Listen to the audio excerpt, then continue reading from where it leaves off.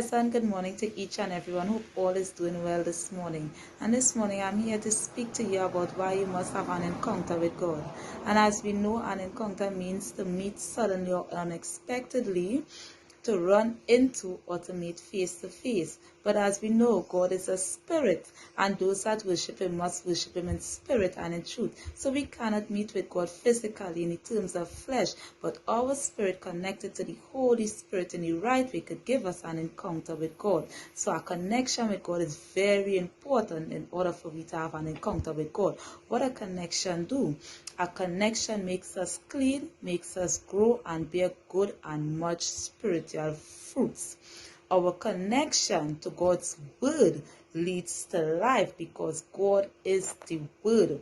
Our connection to God's plan, because we were created to fulfill God's plan. So our connection to God's plan leads us to a clear vision of eternal inheritance. Right, as Jeremiah 29:11 states, for God knows the plan and the purpose that he has for our life, and his plans to prosper us and not to harm us, plans to give us hope and a future. So once we connected to God in the right way through the Spirit, we could have an encounter with God. And when we have an encounter with God, we will not need to be told that we have been touched by God, but we will know that we have been touched by God. An encounter comes with deep revelation. An encounter could reveal things that have been kept as secret.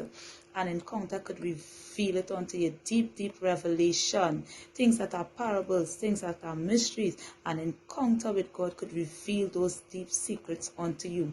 An encounter with God could also break generational curses of your life, because there are curses that has been passed on to us through our ancestors that we are unaware of. But an encounter with God could break generational curses over our life.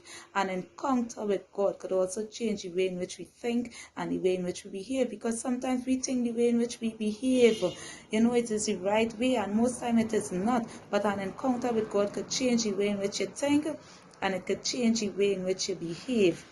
God will give you godly wisdom, godly knowledge, and godly understanding, especially in the way in which you think. An encounter with God could reveal mysteries of God that is also, not seen, right? It could change our understanding of God, because sometimes we could tell ourselves we know who God is and we truly don't.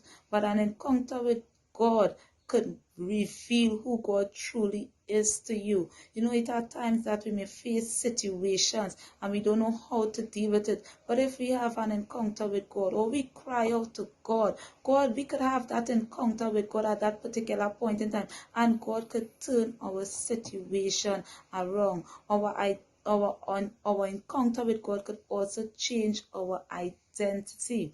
As we read